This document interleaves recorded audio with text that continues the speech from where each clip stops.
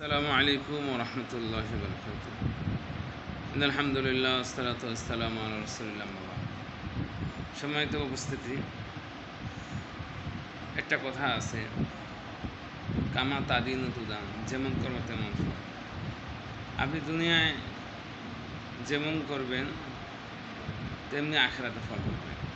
আপনি এই বয়সটা যদি আপনার ইবাদতের মধ্যে কাটান, আল্লাহর পিছনে ব্যয় করেন সময়, তাহলে আখিরাতে আপনার জীবনটা হবে মধুময়, সফলকাম। আলহামদুলিল্লাহ। তো আমি যে কথা বলতেছিলাম যে মানুষ হচ্ছে পরিবর্তনশীল। মানুষ যদি একটু চেষ্টা করে পরিবর্তন করতে পারে,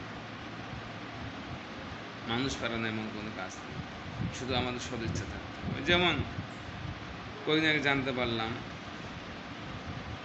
যে আবরার এক ভাই ছিলেন, যে আবরার, তাকে যেই ভাইরা হত্যা করেছিল, এই 5জন ছেলে জেলখানায় গেছিল। এই 5জন ছেলে জেলখানা থাকার পর আমাদের এক শায়েখের সঙ্গে ছিল। তো তিনি ওই 5জন ছেলে জেলখানার মধ্যে কোরআন মুখস্থ করে ফেলেছে। আলহামদুলিল্লাহ। এই জন্য আলেমদের সঙ্গে আলেমদের পরামর্শ নেই, আলেমদের সঙ্গে মিল মহব্বত করে, তাহলে আপনার জীবনটা হবে মধুময়, পাল্টে যাবে ইনশাআল্লাহ।